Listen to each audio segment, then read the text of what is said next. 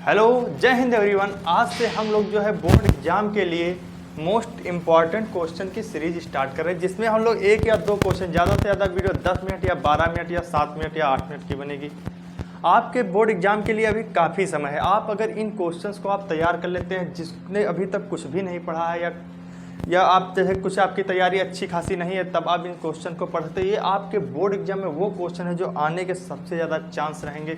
और ये तो क्वेश्चन एनसीईआरटी से, जैसे इसमें लिखा हुआ एनसीईआरटी क्वेश्चन नंबर 16 5 पॉइंट, यानी आज जो है हम लोग कंटिन्यूटी को डिस्कस करेंगे, यानी कि कंटिन्यूटी से क्वेश्चन होगा आपका। और थोड़ा मैं आपको यहाँ कॉन्सेप्ट बताऊँगा और फिर क्वेश्चन को कराते हो। जो एनसीईआरटी से जैसे 16 नंबर है, बहुत ज़्यादा बार आपके एग्जाम में रिपीट हुआ।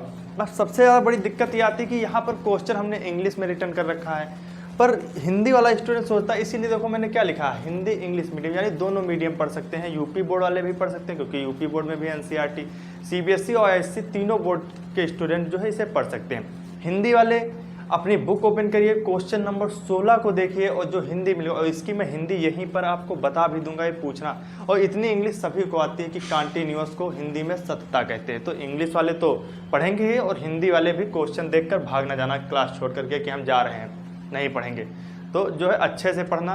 और इस क्वेश्चन को अगर आप एक एक भी क्वेश्चन अभी सीखते चलेंगे, एक या दो क्वेश्चन सीखेंगे, उन स्टूडेंट जो ऑवरेज से भी नीचे की कैटेगरी में आते हैं, ऑवरेज वाला तो ऑलरेडी कहीं कोचिंग करता है या कुछ करता है, अच्छे से कर लेता है, पर जो ऑवरेज से नीचे, या फिर आप प्रैक्टिस करना चाहते हैं क्वेश्चन को, तब भी आप पढ़ सकते हो। ऑवरेज से जो नीचे की कैटेगरी में आते हैं उनके लिए बहुत ज़्यादा मोस्ट इंपॉर्टेंट, ताकि वो बोर्ड एग्जाम में ज़्यादा से ज़्यादा नंबर लेकर आ पाएँ। और फिर मेरे ये तो एनसीईआरटी के क्वेश्चन, फिर कुछ मैं एक्स्ट्रा ऑर्डिनरी क्वेश्चन और भी लेकर आऊँगा, जिससे कि आपको बोर्ड एग्जाम के लिए और भी अच्छी तैयारी हो पाए। आज ये पहली क्लास है, लेक्चर नंबर 1 है, तो ध्यान से देखिएगा इस क्लास को, और अपनी जो मेहनत तो अच्छे से करते रहिए, तभी आपके नंबर, जितनी ज़्यादा आपकी प्रैक्टिस अच्छी होगी उतने ही ज़्यादा आपके नंबर जो हैं अच्छे आएंगे। तो इस बात को याद रखना, और स्टार्ट करते हैं। देखो, क्वेश्चन लगाने से पहले आप रफ कॉपी ओपन कर लिया करिए, और क्वेश्चन खुद करने का प्रयास। अगर आपको इस क्वेश्चन के बारे में स्कूल कॉलेज में कुछ बताया गया है, तो वहाँ से जो भी पढ़ाया गया हो, तो इसको खुद करने का पहले प्रयास क्या करिए। फिर आप यूट्यूब पर अगर ना समझ में आ रहा, तब आप इसको देख लिया करिए कि हमें ये क्वेश्चन जो है नहीं आ रहा है। तो चलिए बताइए सभी लोग, कंटिन्यूटी की कंडीशन क्या होती है। कभी वाई, जैसे कोई भी फंक्शन है कब सतत होता है, पहले आप लोग ये बताइए। तो आपने कहा कोई भी फंक्शन सतत जब होता है, जैसे कोई y = fx, कोई मैंने फंक्शन लेट सपोज करो कि ये एक फंक्शन दिया हुआ आपके सामने, और मैंने कहा बताओ ये x = a पर कब कंटिन्यूअस होगा। तो आप कहते हैं कि इसकी left hand limit LHL = right hand limit RHL = FA, तब ये फंक्शन x = a पर क्या होता है, कंटिन्यूअस होता है। अच्छा, LHL कैसे निकालते हैं? तो आपने कहा LHL निकालने के लिए बहुत सिंपल तरीका है। LHL limit h tending to 0 FA-H। और RHL कैसे निकालते हैं?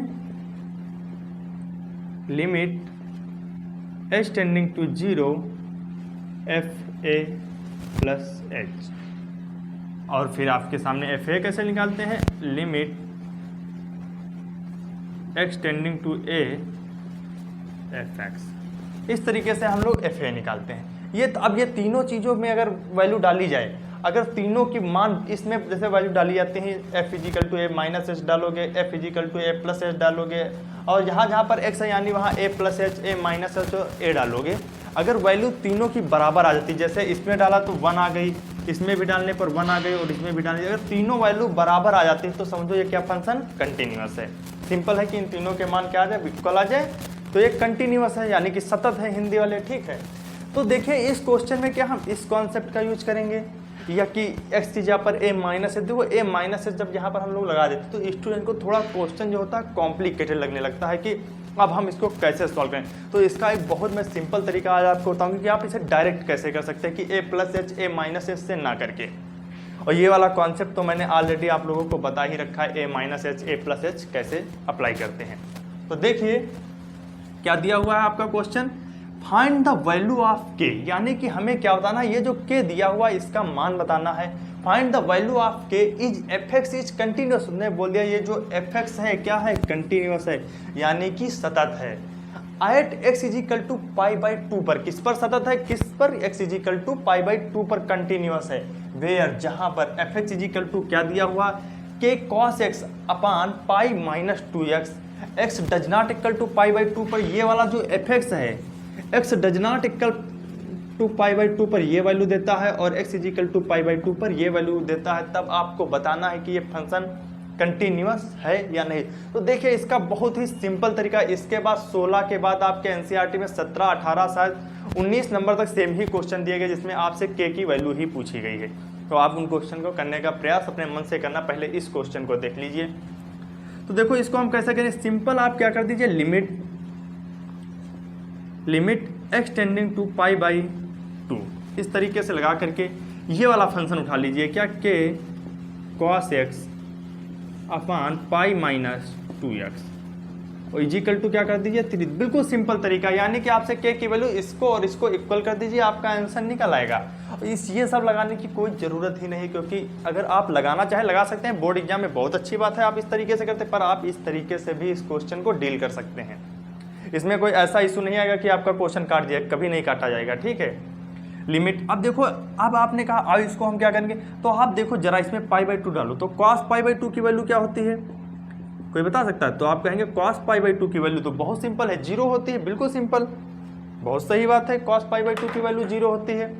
और मैंने कहा इसमें डालो जो पाई माइनस 2x लिखा हुआ है, तो आपने कहा पाई माइनस 2x में अगर पाई बाई 2 डाल दे तो पाई x की जगह पर पाई बाई 2 डाल देंगे, तो ये भी 0 हो रहा है। यानी कि इसमें देखा तो हमने 0/0 की कंडीशन बन रही है। और जब मेरे बच्चे 0/0 की कंडीशन बनती है तब कौन सा रूल लगाते हैं, तो आप कहेंगे जो रूल लगाते हैं कौन सा, by using L hospital rule.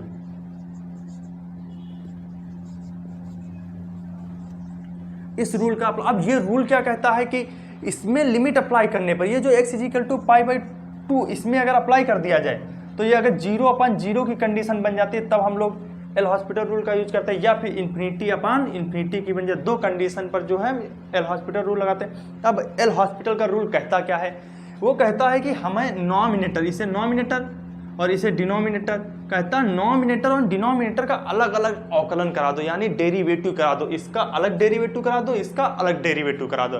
तो अब मैं ये समझ रहा हूँ आपको हिंदी और इंग्लिश समझने में कोई प्रॉब्लम ना हो रही होगी, ठीक है। अंश यानी कि नॉमिनेटर का मतलब अंश और हर का अलग अलग डेरिवेटिव करा दो।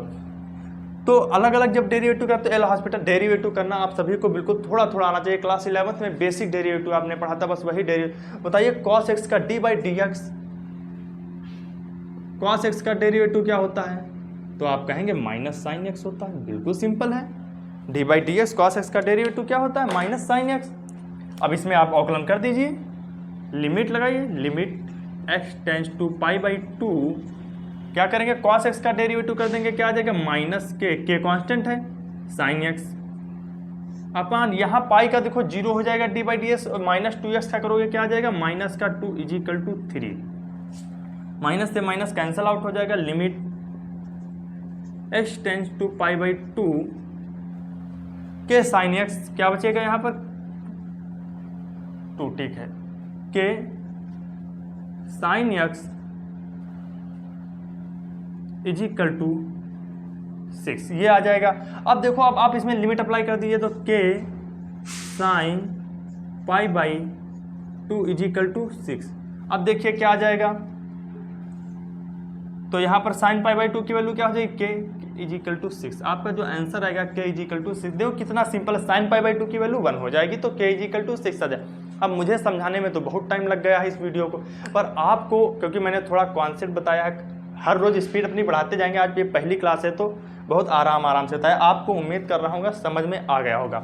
इसी प्रकार से मैं आपको एक क्वेश्चन दे रहा हूँ, उसको होमवर्क और इसका आंसर जो है आप लोग कमेंट में बताना क्या आएगा, ठीक है। क्वेश्चन ज़रा लिखिएगा।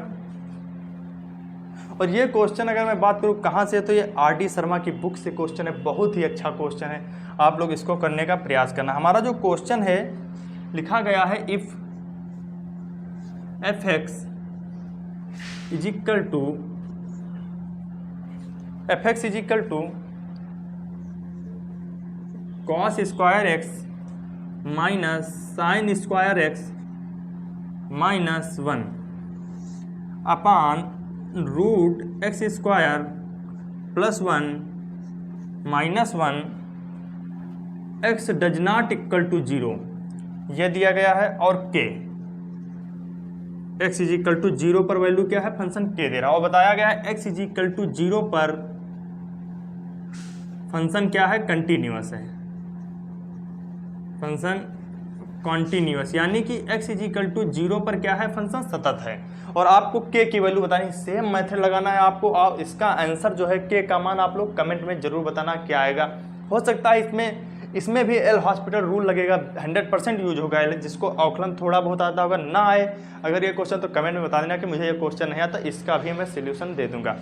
ये आर.डी. शर्मा की बुक से आपका क्वेश्चन है, ठीक है। तो जो ISC बोर्ड वाले स्टूडेंट हैं उनके लिए भी ये क्लास बहुत ज़्यादा मोस्ट इंपॉर्टेंट। तो चलिए आज की क्लास हम लोग यहीं पर स्टॉप करते हैं। कल आज एक ही क्वेश्चन मैंने कराया, कल से 2 या 3 क्वेश्चन रेगुलर लेकर आऊँगा।